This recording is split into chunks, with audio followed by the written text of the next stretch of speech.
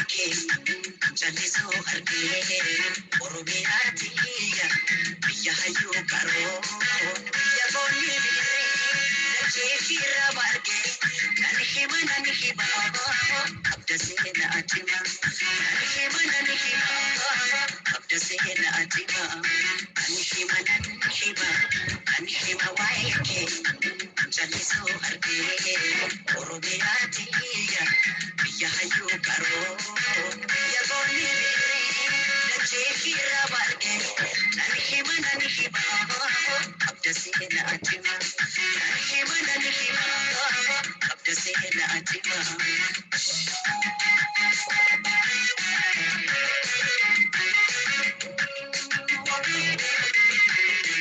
Asisi bakates, asiraw kadates, jatukumandata. Orma firan jatsu, ambela iflata, rangara lafta. Jatoleti kumami, dahamatu kohormi, abate wakatu kohormi, katake kohormi. Jatoleti kumami, dahamatu kohormi, abate wakatu kohormi, katake kohormi.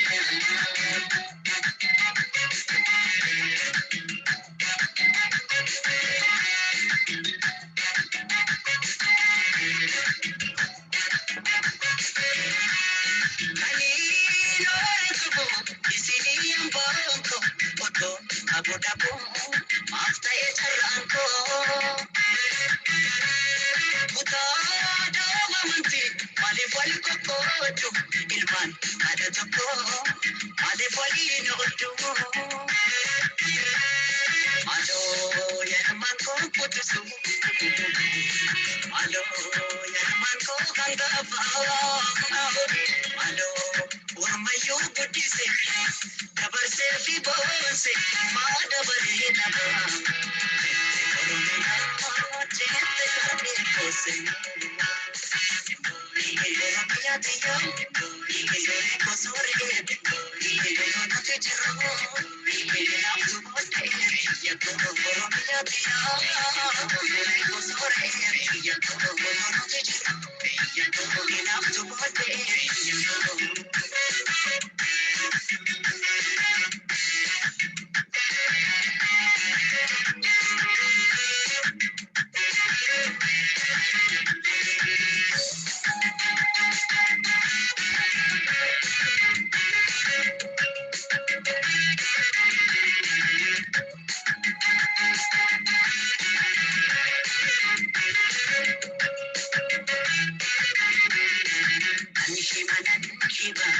Anishima waike jalliso argee oromiyaatiya biyya hayyuu qaroo biyya boonni dachee firra bargee nan hima abda seena atima nan hima abda seena atima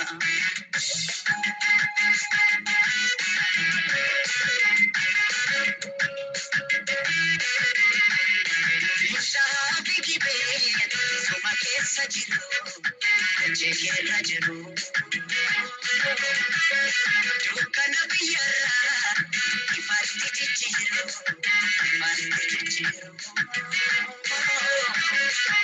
nafal buni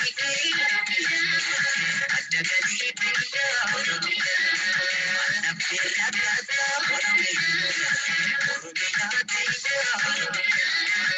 nafal buni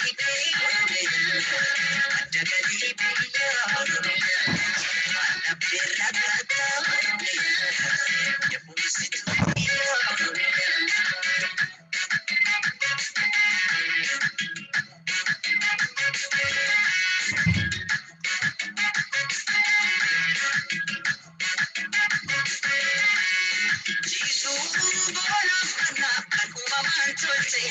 Jannata arjiti kam to sin kitate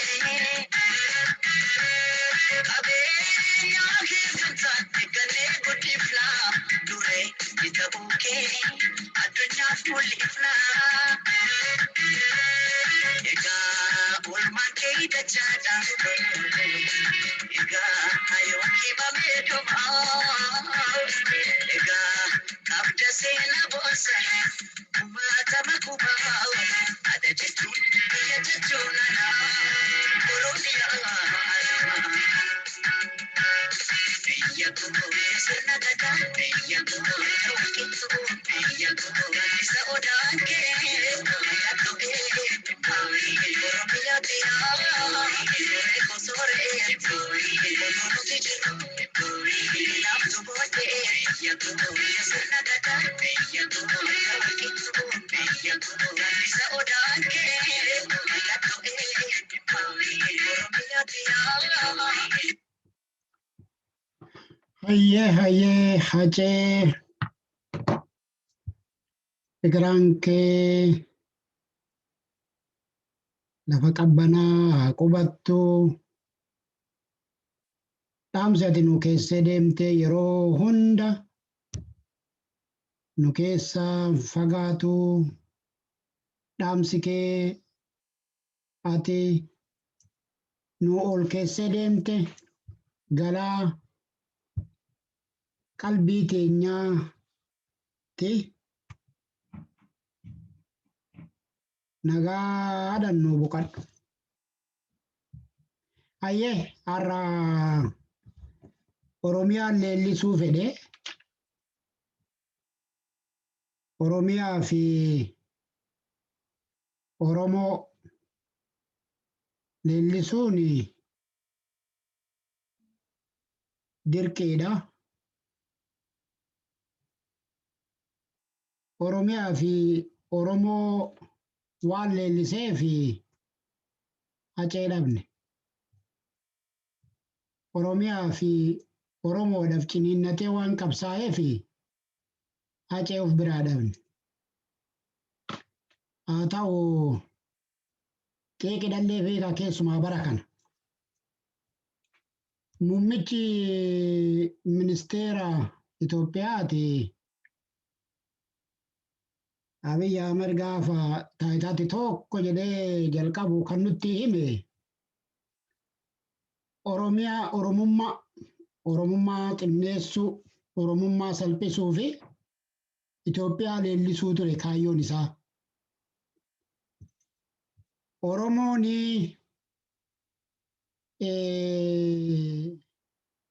Oromoon sabboonummaan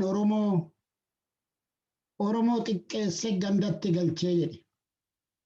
Saayikooloojii ittiin sammuu Oromoo rukutee duubatti gad deebisu. Yoo Oromoo qofa yoo jedhee silaa Oromoon kun Oromiyaa yoo jedhu silaa Oromiyaan tun silaa leellifamtee akka baay'ina saba sanaatti akka bal'ina biyyattii sanaatitti maqaan ishii kun ol guddatee ol mul'atee Itoophiyaa tana liqimsee Oromummaan silaa ol ka'a ture. Akki namatti himan silaa akkas ture odoo fira Oromoo ta'e. Dhiigan Oromoo yookaan Oromoo ta'anii dhalachuu utuma fira Oromoo ta'e. Oromoon biyyattii gaanfa Afrikaa sana keessa yoo xinnaate biyya 4 keessa jiraata. Baqattummaan otoo hin ta'in dhalootaan. Oromoon Oromiyaa Itoophiyaa keessa jira, Keeniyaa keessa jira, Tanzaaniyaa keessa jira, Ugaandaa keessa jira. Biyyootii giddugala Afrikaa kana keessa lafti Oromoon hin jiru jechuudha. Oromoon hamma kana bal'ata. Isa kana silaa leellisuun kan barbaachisu, isa kana silaa kan ol kaasuun yeroo hunda waan isaa dhaadheessuun, yeroo hunda waan isaa barreessuun, yeroo hunda seenaa isaa barreessuun, yeroo hunda aadaa isaa babal'isuun silaa akka guddina isaa kanatti addunyaa akka bitti babal'isuu ture. Warri waan kanarratti jabeessanii hojjetanii Oromiyaa gaxxinneessanii gandatti galchanii nuun jedhe. Maal namni kun eenyutti akka haasaa ture hin beeku. Garuu hamma nurratti hojjeteera. Haa ta'uuti eegasii asii akka inni yaadeen taane afaan isaa arrabni isaa kun isattuu naqarsaa ta'ee jechuudha. Har'a Oromoon bakka jiru waa'ee isaa, waa'ee oromummaa isaa, waa'ee oromiyaa irra caalayyuu ciniinnatee babal'isataa jira jechuudha. Dhugaadha biyya sana keessatti ukkaamseera. Har'aa Oromoon akka kaleessaa sanatti waa'ee Oromoo hin leellisaayii akka barbaadetti akka kanaan duraa sana torbanitti kitaaba 50tu eebbifamaa ture bara Oromoo Pirootestii sana. Kitaabni afaan Oromoo, kitaabni aadaa Oromoo. Har'a waa sana hundumaa dabbaloota akka taa'ee ijaarratee ukkaamsee hacuucee ukkaamsee irra taa'ee jira jechuudha. Haa ta'u malee ammallee wixirfanni sun inuma jira biyya keessa. Bifa biraatiin qabsoon jiraatus jechuudha. Haa ta'uuti akka waliigalaatitti Oromiyaan hin cabu. Oromiyaan hin ukkaamamu, hin awwaalamullee warra isa awwaaluudhaaf kaayyeffate sana awwaala malee. Isa kana umuriirma keessa jiraanne kanattiyyuu milkaa'ina arginee fi warri Oromoo, Oromiyaa, Oromummaa awwaalan awwaalamaa jiraachuu isaaniiti kan argine jechuudha. Afaan waan baay'ee jechuu danda'u, waltajjii adda addaatti waan baay'ee jechuu danda'u, carraa qabanii waan baay'ee waa Oromoo kana waan baay'ee xureessuu danda'u, garuu guddinni isaanii gadi kan Oromoo oli. Waan kana kan na kaasise siifan Olompikii irratti injifannoo ishiin galmeessitee fi Oromummaa ishee akkatti agarsiifte, Oromummaa isheetiif hagam akka bakka qabdu, har'a Oromiyaadhaaf fiigdee alaabaa Oromiyaa uffachuu baattullee alaabaa biyya bakka buutee sana uffattee Oromummaa ishii, Oromoo ta'uu ishii, gootittii dhiiga lafee gooticha Abbabaa Biqilaa ta'uu ishii, dhiiga lafee Daraartuu Tulluu ta'uu ishii, dhiiga lafee Xurunesh Dibaabaa ta'uu ishii, Ganzabee Dibaabaa ta'uu ishii, gootota atileetii addunyaa irratti ajaa'ibsiifatan ta'uu ishii raggaasiftee jechuudha. Asirraan alaabaa Dutch Neezerlaand uffataa. Morma ishiitirraa Oromummaa Oromoo morma ishiitti hidhattee deemtii jechuudha. Maatab jedhaniiti jarri maatabii jedhanii maal jechuu akka ta'e baay'ee kana beeku waan jarri nuun jechaa turellee baay'een isaa arrabsoodha. Morma ishiitirratti mallattoo Oromoo Oromummaa diimaa magariisa diimaa sanaan raggaasifatte jechuudha. Alaabaa ishiin uffatte sana caala mallattoo kan qabu isa kanatu na gammachiise anaan. Isa kanatu weelluu haceen Oromiyaa itti faarse. Ishiidhaaf akka naa oolu fuulduraaf baafadhe jechuudha. Siifan gootittiin inni tokko kan na gammachiise har'a baga alaabaa gabroonfataa sana iyyuu hin uffatin. Baga alaabaa gabroonfataa sana uffattee hin mul'atin addunyaa irratti. Alaabaa gabroonfataa Oromoo cabsee uf jalatti hacuucee maalummaa Oromoo awwaalee seenaa Oromoo awwaalee maqaa Oromoo maqaa lafaa maqaa namaa jijjiiree irratti hundee godhatee sana baga hin uffatin. Inni kun na gammachiisaa. Alaabaa Dutch uffachuu ishiitu alaabaa Neezerlaand uffachuu ishiitu irra caala na gammachiisaa. Alaabaa kana jalatti ukkaamamnee taceedhamna. Alaabaa kana jalatti ukkaamamnee aadaa keenya seenaan keenya cunqurfamee itti arraffamu. Baga alaabaa Neezerlaand uffattee mallattoo Oromummaa keetii agarsiifte siifan baga gammadde ammallee hammaari warqii. Abboo milkaayi ammallee bakki ati ijjattu waltajjiin ati irra deemtu hundumtuu kan milkii siif haa ta'u. ammallee irra deebi'ii injifadhu milkaa'ii lammiitiyya biyya adda addaa jiraannus lafee dhiigni foontu nu tokko isa kanatu na gammachiise siifan baga gammadden jedha itti aansuudhaan waan torban kana keessa deddeemaa jiru waa'ee lola Iristas Mallaashii sirna qeenxee sirna babal'ifannaa lafaa duula babal'ifannaa lafaa jaarraa 21ffaa deemaa jiruu fi dhala Oromoo nyaachaa jiru dhala biyyattii sanaa nyaachaa jiru irratti waa jedha itti aansuudhaan argitanii haga taakkuu tokko akka tarkaanfannu waa tokko yoo dubbannu kan ija keenya duraa hin banne kan qaama keenya keessaa hin banne yaadannoo goota keenya Haacaaluu biyyoota adda addaa irratti ta'e irrattiin asuma waa xiqqoo jechuu barbaada. Haacee hin duune jirta.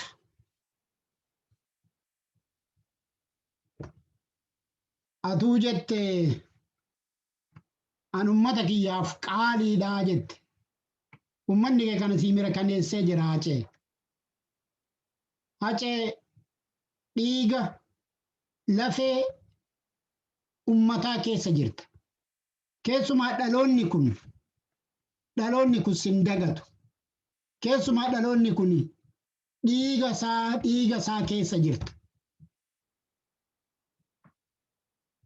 Akkasitti si yaadataa jira dhaloonni. Haacee bakka jirtutti boqonnaa argadhu. Har'allee ati qabsootti jirta. Har'allee ati saba keetiif qabsaa jirta. Oromoof Oromiyaadhaaf qabsaa jirta.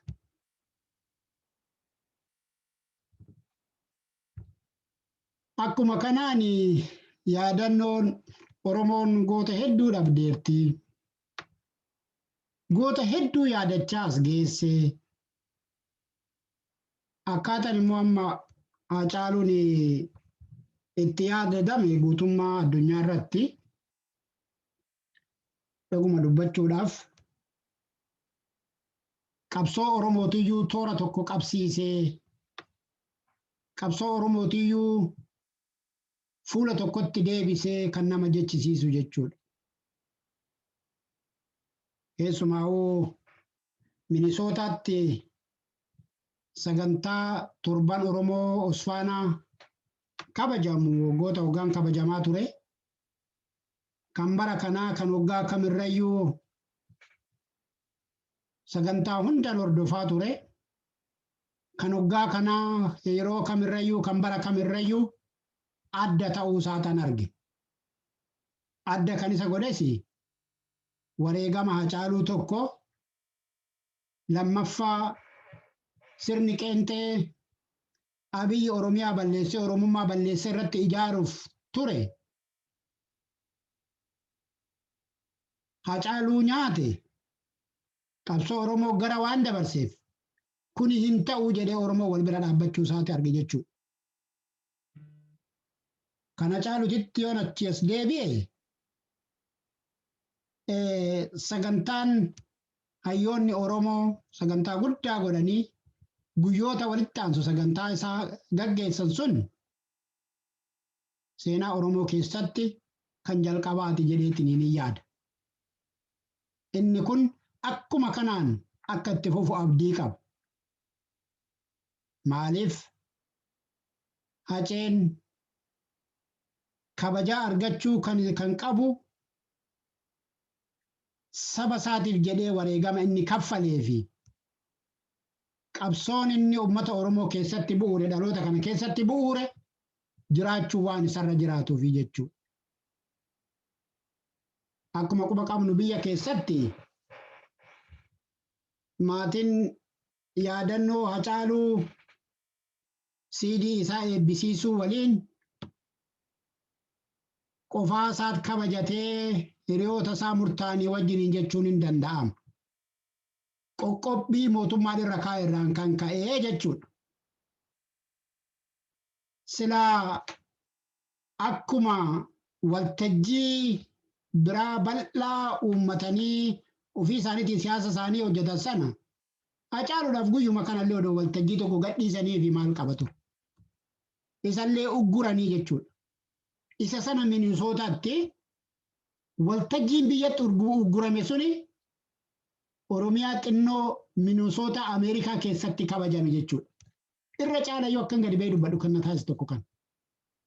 Isa Oromoon biyya isaa biyya abbaa isaa keessatti biyya Hacee keessatti ajjeesan keessatti yaadannoo Hacaaluu sirnaan akka barbaadutti yaadachuu dadhabee mana isaa keessatti gungumee gaddaan bo'aa waggaa sana yaadate Minisootaa keessatti akka biyyatti yaadamu sanatti biyya Ameerikaatti kabajame jechuudha.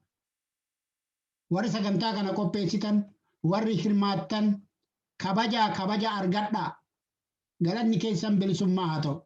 Galanni keessan bilisummaa Oromiyaatiin, walabummaa Oromiyaatiin gumaan Hacaaluu baatu haa ta'u. Dhuguma dubbachuudhaaf haguman ammaa gan amma dubbadhu akkattan gammachuu kiyya akkattan ibsadhu nabi dhuguma dubbachuudhaaf. Gaafa istoodiyoomii sana guutee maqaan Hacaaluu barreeffamee qeerroo qarreen sana marsee Hacaaluu daawon abiyyi jedhu maal qabatoon achi jiraadhee na jechisiisee jechuudha. Kanaaf gumaa Hacaaluu baasuudhaaf karaarra jiraachuu gumaa Hacaaluu baasuudhaaf qophee ta'uu bara eegganna yeroo eegganna malee. Sanatti aansee tumsi waraana bilisummaa Oromootiif gochuudhaaf sochiin sababaa kana keessa godhamaa ture. Dhugumaan kan abdii namatti horu odoo hin taane halkanii guyyaa jabaannee akka irratti hojjennu kan nu taasisu jechuudha. Bakka jirru maratti Oromoon bakka jiru maratti qophee ta'uu isaati kan agarsiise jechuudha. Sagantaan Osfaanaa bara kana. Osfaanaa jennaan waa yaadde Osfaamaa nama jedhe faatu jira. Osfaanaa bara baraan kabajaa turanii warri har'a bilisiginnaa ta'anii biyya alaa kana dhiiga Hacaaluu irratti qoosanii fi isallee gara dabarsuudhaa fi pirooppaagaandaa adda addaa oofantu Osfaanaallee jechuun wallaalanii Osfaamaa fa'aa jedhanii waan harkaa balleesse. Mee lafa kanarra jiraannee arginu hunda keenyatu waan nu agarsiisa arguufuu jirra. Kanaaf sagantaan Osfaanaa waa hedduu nu agarsiise. Abdii guddaa nutti horee. Dhuguma dubbachuudhaaf gaggeessitoonni fi sagantaa kana warri qindeessitan hundumtuu galata guddaadha qabdu. Dhugaadha. Qeerroo bara darbee waggoottan darban karaa harka nagaatiin fincila kaasaa turan har'aa waraana bilisummaa Oromooti. Woboodha bosona keessa jiru. Kanaaf of qopheessuun kanaaf dhaamsa akka kanaa dabarfachuun isin faana jirraa jechuun murteessaadha. Isa kana gootanii galatoomaa jedha jechuudha. Isa kana yoon asirratti gabaafadhe asumaanuu Hacaaluu warri ajjeesan jedhanii diraamaa hojjetanii Xilaa'oon waamii faa Xilaa'ee waamii yaamii jedhanii rakkataatti turan sana murteessanii jedhanii bakka loon hin oolle dhoqqee barbaacha kabti balwaalebbat kubat leqama sirni Abiy sirni Qeenxee cubbuu lama hojjete. Waaqni immoo nu agarsiisa. Oolee hin bulu. warra waan kana keessa harkan qabne cubbuu yakkan warra bakka kana hin dhaabbanne as keessa dhaaban murteellee itti murteessanii waan fedhan isaa murteessanii isa baatee jahaati isaa jedhanii inni kun abbaa shugguxiitii ta'ee inni kun immoo shugguxii ajjeesaa ta'ee kan wajjin ture otoo lafa kanarra jiru kan faana ture mana isaatii dhufee kan baase wajjiniin otoo jiru inni gara biraa garraamii qotee bulaa ganda keessaa fuudhanii hidhanii itti maxxansanii isa kana waaqnis lafti sin arga. Oromoon immoo hin beeka sirriitti gumaana caaluti sin ba'a. Kana ifan arga. Gumaana caalu hin ba'a. Acaaluu kan nyaate Oromoon hin beeka. Gaafasis jenneer ammas sanuu. Acaaluun kan nyaatame kan Abiyyis beeku kan ilmaan nafxanyaatis beekanidha. Oromoon kana wallaallatu.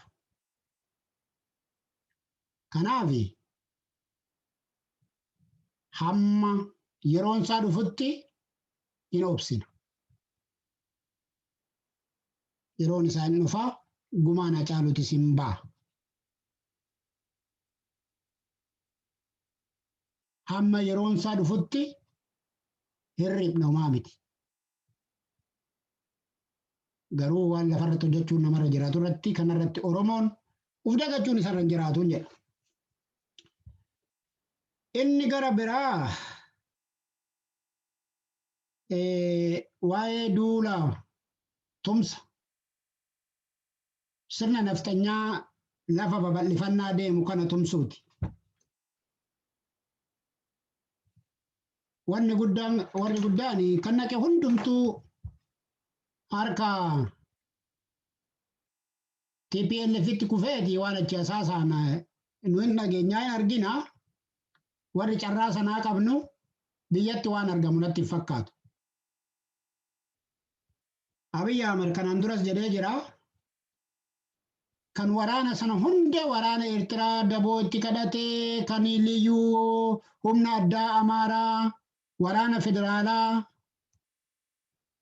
itti bobbaasee dadhabe amma immoo galaana uummataa itti bobbaasee madaabaraa biyya Tigraay taasisuudhaaf itti guuraa jira jechuudha. Biyya sanatti namni akka kanatti irra kase. Lubbuun namaa dhalli namaa akkanatti irra kase.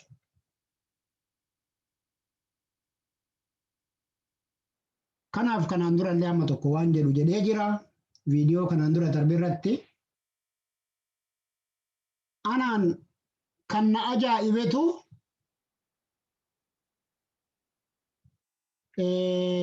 abbootiin gadaa eebbisanii bobbaasu ibiddatti.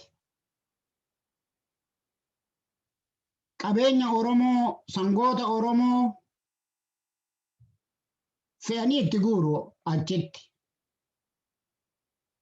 Hamma isaan nuffanii humna addaa Oromiyaatirraa sangoota Oromootu nu fayyadee amma jedhanitti. Qotee bulaa Oromoo harkaa guuranii hiyyeessa hojjetee bulaa jireenya karaa afaanii jiraachuu dadhabetti mindaa isaarraa muranii qabeenya itti guuran. Kun hundi babal'ifannaa lafaa sirna naftanyaa warra afaan Oromiffaatiin maal akka jedhamu beeku warra kitatii labsate. Kanaaf tumsa kanaaf deemu. Isa kana birmadummaa biyyaa jedhanii uummata afaan faajjessanii birmadummaa biyyaa daangaa biyya kamirraa akka irraa tiksan hin beeku. Naannoo takkitti naannoo Tigraay uummata miliyoona 6 qabdu. Miliyoona uummata miliyoona 120 keessa ummanni Tigraay miliyoona 6. Isaantu ufiinan uf bulchaa ufiinan uf danda'a sirni qeenxee nutti hin deebi'inii jedhanii filannoo gaggeeffatanii lolatan diidani biyyuma sana keessatti. Isa kanaafi duulli kun hundi kitatiin kun hundi birmadummaa biyyaa yaagalla walaawwinnat jedhanii warra haqa ofiitiif lafa ofii qabatee kan naqxu hunda shiimmoo gochaa jiru. Hunda shiimmoo gochaa jiru. Tigraay keessa hin baatu akkuma jedhan Tigraay keessatti hambisaa jiran. Waraana Shaabiyaa, waraana Abiyyi. Waan achi keessatti isaan hafaniif amma immoo galaan irra dhangalaasuudhaaf dhala Oromoo keessumaa dhala Oromoo kaleessa galgala warra booji'aman kana taa'ee ilaalaa ture. Booji'an kana walitti qabaniiti warra Kibbaa jedhu. Warra Sumaalee jedhu. Oromiyaa jedhu. Kana keessa Oromiyaadha kan harka baay'ee ol baase. Harka baasaa jedhanii warra booji'an keessa jechuudha. Amaarri nama lama. Amaarri nama lama. Maaliif isaan hin duulle isaan biyya isaanii keessa naannoo isaanii keessa taa'aniiti kan warra gara biraa itti oofaa jiran. Nama lama lakkaa'an waa nama booji'ame sana keessa naannoo Amaaraarra jechuudha.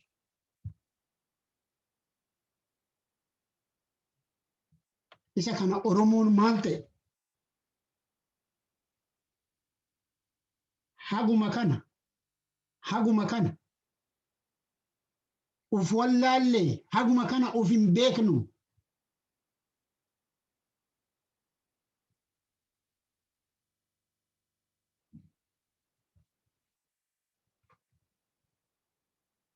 Ani uumama namaa keessatti akka ummata Oromoo saba uf wallaalee kan uf beenne kan uf keessaa qabu waan jiru natti fakkaatu.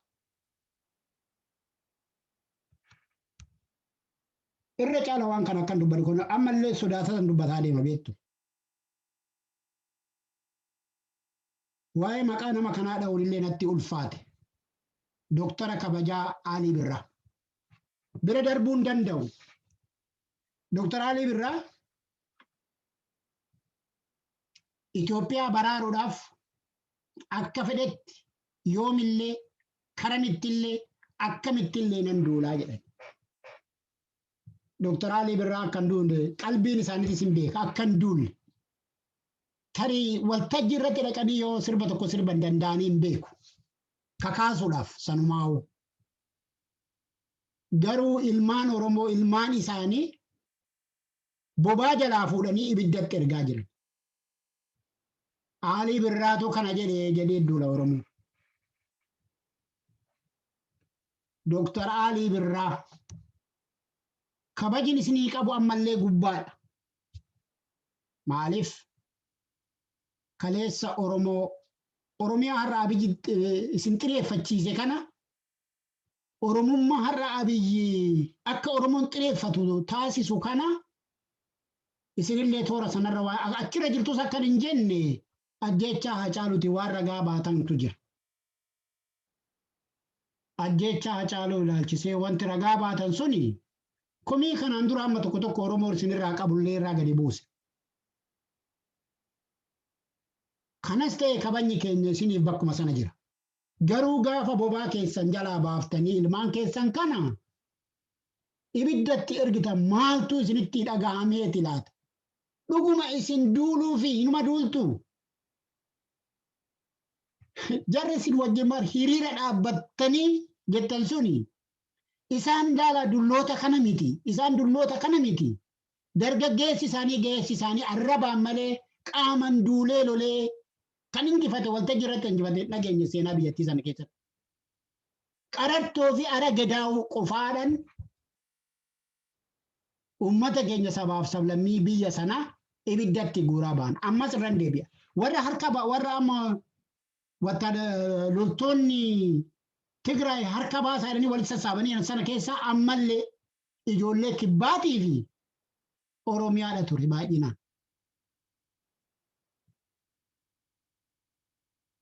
Warri kun laala duuba dhaabbatanii qarartoo isaanii gadhiisuu malee warri lafa nama saamuudhaaf dhiiga namaa dhangalaasisaa jiran kun lafa naannoo Tigraay qabatanii har'a kun miiliyoonaan uummata ijoollee dargaggoota dhaloota boru biyyattii sana jijjiirtu ibiddatti guuraa jiran kun deemanii lolanii dhukaasanii injifatan.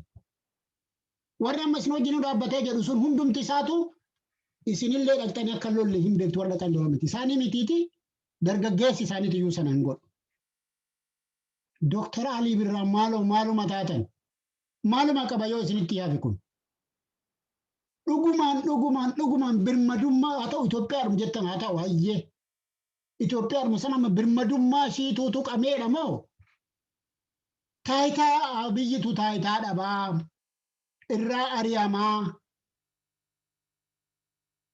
Sirna naftanyaa sirna qeenxetuun biyyattii sanarraa guduufamaa.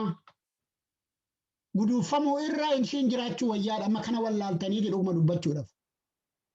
Maaltu deemaa jira? Dooktar Alii Birraa hamma kana jettan maaloo? Hacaaluu isin biraa fuudhanii ajjeesan bobaa keessan jalaa. Mee har'a ijoollee mana hidhaatii guuranii mana hidhaatti qabanii mana hidhaatii baasanii bineensa nyaachisan. Dooktar Alii Birraa bar bobaa keessan jalaa osoo bakka jirtan sanatti. Mana hidhaatii baasanii Asaffaa Kush. Mana hidhaatii baasanii achitti nyaatan. Amaanu'eel bar biyya isin keessa jirtan keessatti magaala marsanii viidiyoo waraabanii addabaabaa irratti rasaasan sammuu keessa reebanii ajjeesanii jaarsa jaartii ijoollee fuulduratti. Dooktar Alii Birraa mucaan engadda bar gaafa sanbata duraa niitii fuudhate dilbata baheen deebine ajjeefamee argame.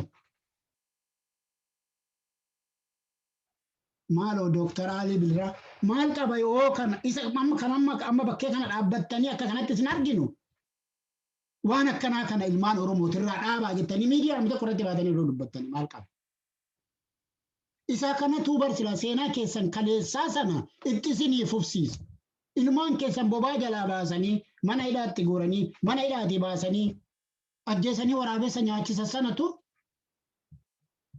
Hacaaluu ta'uun oolu eenyutu si dhaala jedhee gaafannaan bakka keentu bo'eelee si gaafannaan Hacaaluu ta'uun oolu jedhee Alii Birraa Dooktar Alii Birraati. Kan jedhe hayyuu tokko Dooktar Gammachuu Magarsaati natti fakkaata. Maaloo Oromoo shororkeessuu dhiisaa.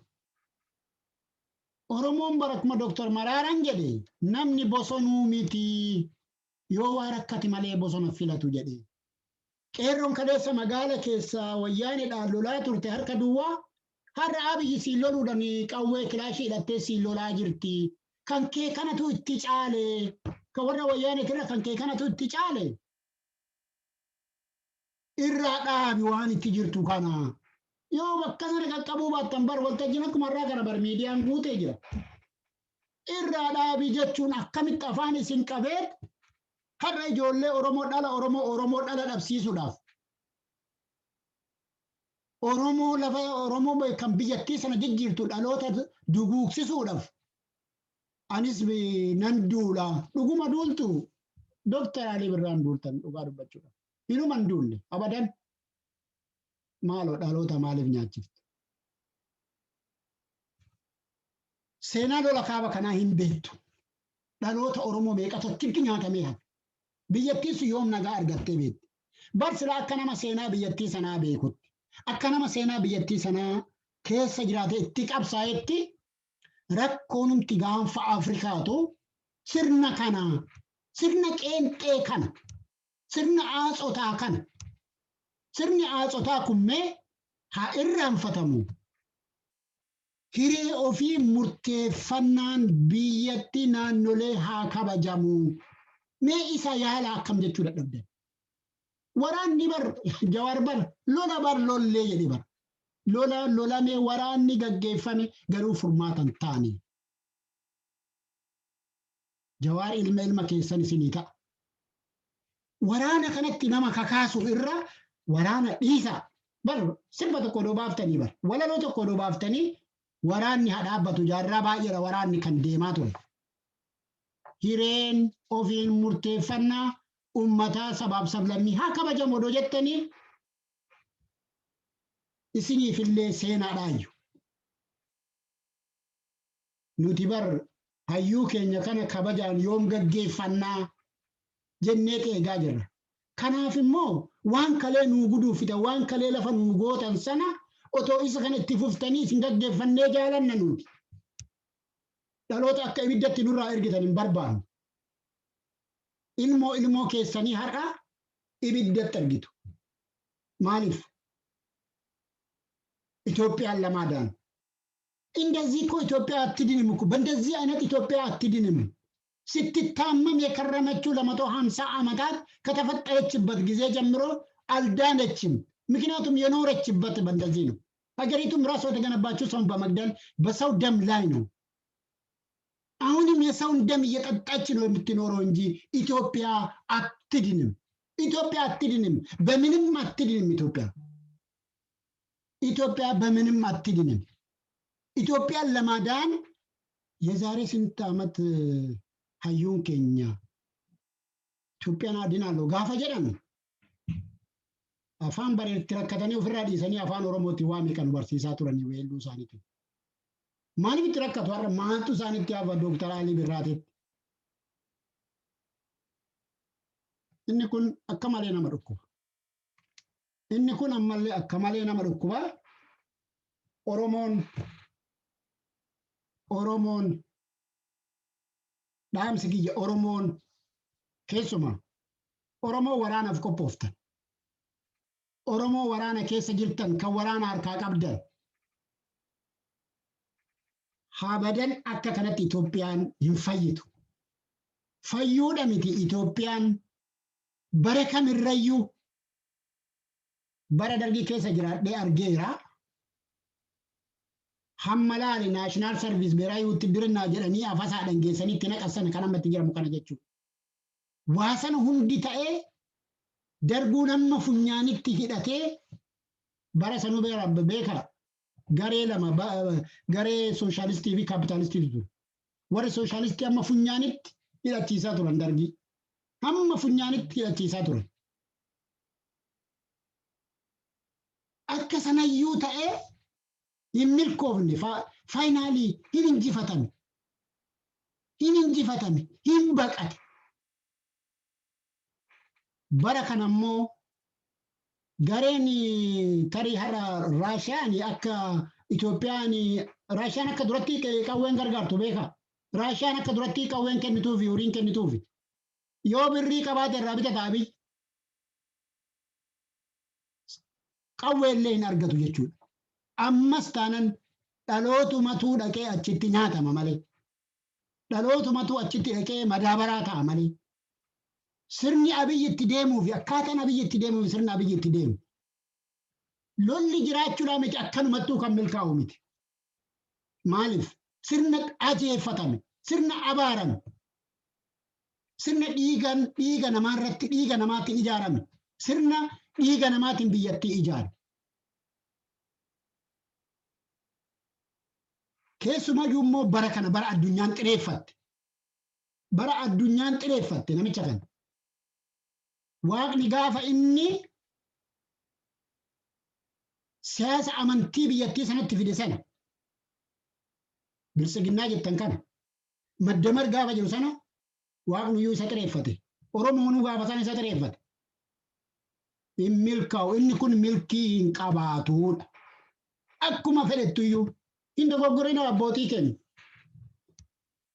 Abbootii keenya hin dogoggorina. Duula ofii hin duulle irratti duula dhaqanii ofii hin duulle irratti dhaloota kakaasuudhaaf yakka kun baay'isawee yakka hojjettan Dooktar Alii Birraa yakka hojjettan namni bara waan ofii godhu ofii gochaati nama goosisa oduma ta'e illee ofii gocha dhuguma umurii keessan kanaan kana gootu dhattanii qawwee qabattanii dhukaastu har'a dhukaasa kan deemaa jiru. No.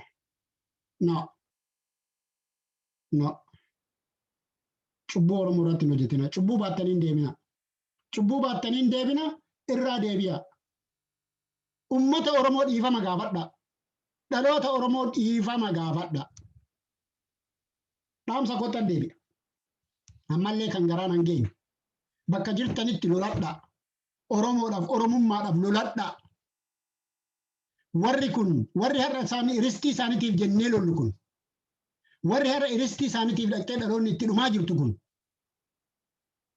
warra Hacaaluun Gallanaan Jawaarii qaranaal Jawaarii taasarillin Jawaarii gadalillin Jawaarii lama gidalta mokkore lubbuu gaafa waaqni baafte malee hin baatu beeka Jawaar alta gaddalan አሁን ግን ታሰረ እስር ቤት ነው ያለው ሀጫሉ ኦሮሚያ ይፍረስልን የክልል የሚባለው ነገር ይፍረስ ፍንፍኔ በረራ ነች ኦሮሞ ከፍንፍኔ ከአዲስ አበባ ምንም ነገር የለውም ሸዋ ሚመቃን ሸዋ ጀረሙ ከነ ነምኒ ኦሮሞን ጀት ሸዋ ጀረሙ ኩኒ ከና ጀሬና ይጉ ጅራ ነፍቲ ኩለፈ ኦሮሞት Bifti kun biyya Oromooti. Asumaanuyyuu gaafa yaadannoo Hacaaluu Minisootaatti ta'e seenaa ajaa'ibaa tokko simeetu faalutti hime. Seenaa ajaa'ibaa. Seenaa ajaa'ibaa. Aishaa Gedaa'oo. Aishaa Gedaa'oo namni Aishaa Gedaa'oo hin sirbine hin jiru dhugaa dubbachuudhaaf. Oromoo ta'ee cidha irratti Aishaa Gedaa'oo. Dhaqaatii dhaggeeffadha. Maaliif deegan koo waan na jalaa deemeef isin dhaggeeffadhu. Durba Oromoo Aishaa jedhamtu ajjeesaniit gaafa ishiin heerumtu ajjeesaniit awwaala dhoowwanii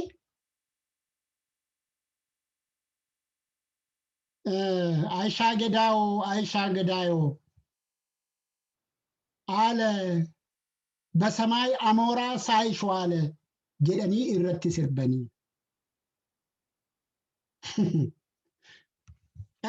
አሻ ገዳውን ኩ ማለት ከደም በን አሻ ገዳው ጀቻ ባን እንዱም ትገኛ አረለ ጀቻ ጅራ ኦሮሞ ዳላ ዱአ ኬኛን ጭዳ ኬኛ ስርባቱ ዱአ ኬኛን ጭዳ ኬኛን ጭዳ ስርባቱ ረቹ አፋን ሳኒት እንጋፋ ስርቢ gandi qote bula Aishaa Gedaa'oo kana sirbin hin jiru giddu gala kana keessatti akkuma kana shawaan kan keenya jedhu shawaa kan amma Oromoo maal jechuu akka deembeeko namni hiikaasaa namni ayii kun jiru gaafadheera toora adda addaa irratti kun Juushwaa kan jedhamtutu turtee dhuftee qubattee turte Juushirraa kanaaf biyya Juushwaa jedhanii achirraa shawaan jedhamee isin jedhanni kun isa kanallee laala maqaa ittiin beekamnee waamamu. Isuma kana yummoo lafti kun lafa Oromooti miti barara Oromoon asirraa maal qabu? Wallaggi biyya Amaaraati Oromoon maal achi qabu? Isa kana deeffannaa jedhaniit waraana laal የሰሜኑ ካለቀ ሌላው ገብስ ነው የኦሮሞ ገብስ ነው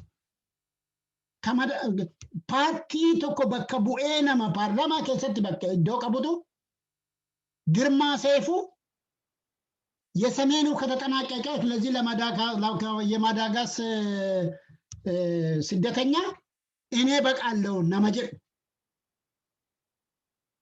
ኦሮሞ ወረ ከናፍ ዱልቱ ወረ ከነቲ ዱልቱ ስለሃ ወረ ከነቲ ዱል ወረ ገረ ብራው ጅኑት ምሳሌ ኢሰ ከነ በከሳ ማለ ሰነ በከሳ ማለ ሰነ ገታ ስላ ኢቲ ዱላ ማማሌ ከነ ኢንዱላኒፍ ጀረነ itti duulama sirna kanatti itti duulama sirna kana leellisutti itti duulama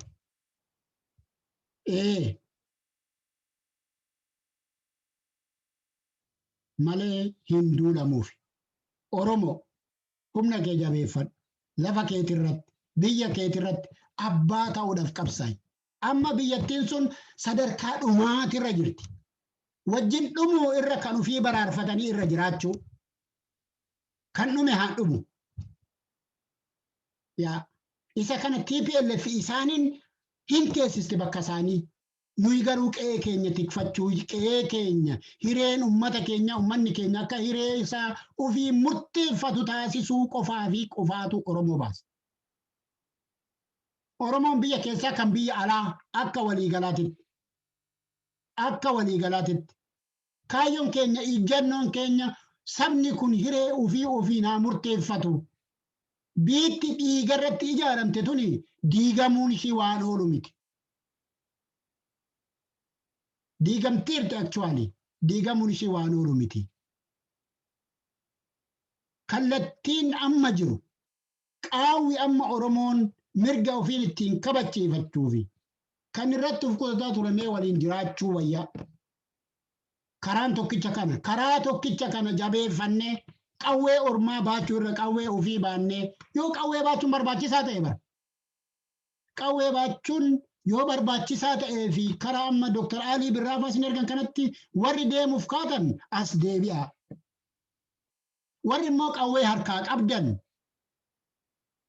qawween hagam akka nama kabachiisu argitaniirtu. Addunyaatu faana dhaabbate ilmaan Tigraay. Addunyaatu faana dhaabbate. Yoo ajjeechaa Oromoon akkasumatti ajjeefamaa ture. Yoo du'aa Oromoon akkasumatti ajjeefamaa ture. Yaa garuu humna isaaniituu caalee argame.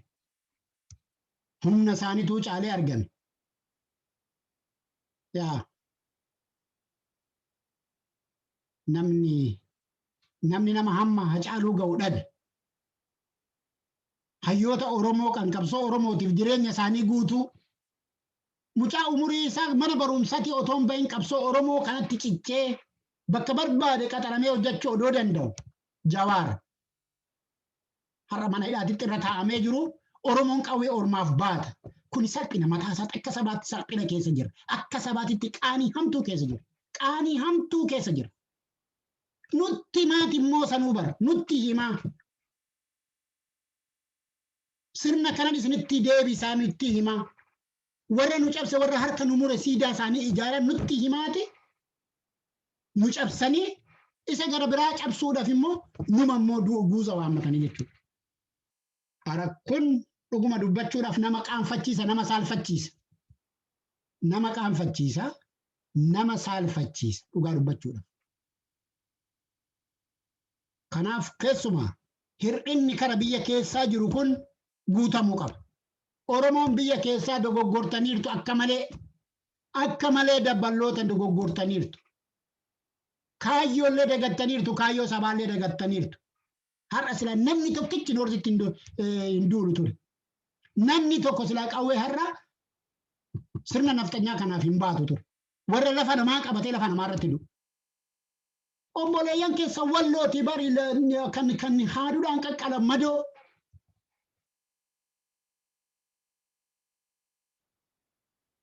Uf keessaa baafnaa. Ariinee of keessaa baafna. Guyyaa gaaf tokko Oromoon namni Oromiyaa keessa jiraatu sabaaf sallammiin Oromiyaa keessa jiraatu of keessaa baasnaadhaa miti. Ija hamtuun kan laaleen jiru. Cufaayyuu isaan Oromiyaa keessatti gaangistara ijaaranii waraana ijaaranii nama isaanii ajjeesanii nama isaanii dararanii fixanii Oromoon akkas godhanii ittiin Oromoo shakkan. Oromoo yakkan. Oromoon ittiin yakkan. Isa kana qe'ee keessan kan ofirraa hin eegne. Waan qe'ee keessatti hojjetamu qe'ee irratti hojjetamu ofirraa kan hin eegne. Duula lafa Tigraay dhattee warri babal'ifannaa lafaatii fi foon namaa dhiiga namaa dhugaa jiran foon namaa nyaachaa jiran tumsuu yoo deemtu mataansa qaani. Duubatti deebi'aa gad taa'atii gorsa duula daboo Dr. Alii Birraafaa isin waaman kanas dhiisaati qe'ee keessan tikfadhaa. Qe'ee ofii tikfachuutu kabaja namatti hora. Qe'ee ofii kabachiifachuutu kabaja namatti hora. Addunyaan illee nama laalti. Duguugga sanyiin irratti raawwatame. Gudeeddiin haadholii irratti gaggeeffame. Akkuma jirutti ta'ee jabinni ilmaan Tigraay addunyaan akka isaan mil'attu taasise. Yoo miidhaa Oromoo caala kan miidhame hin jiru. Bakka kana fooyyeffannu walumaan qabsoo keenya kallattii barbaachisutti adeeffannu isuma kana isinitti dhaammadhaa nagaa Waaqaa keessa waliin naaf jiraadha.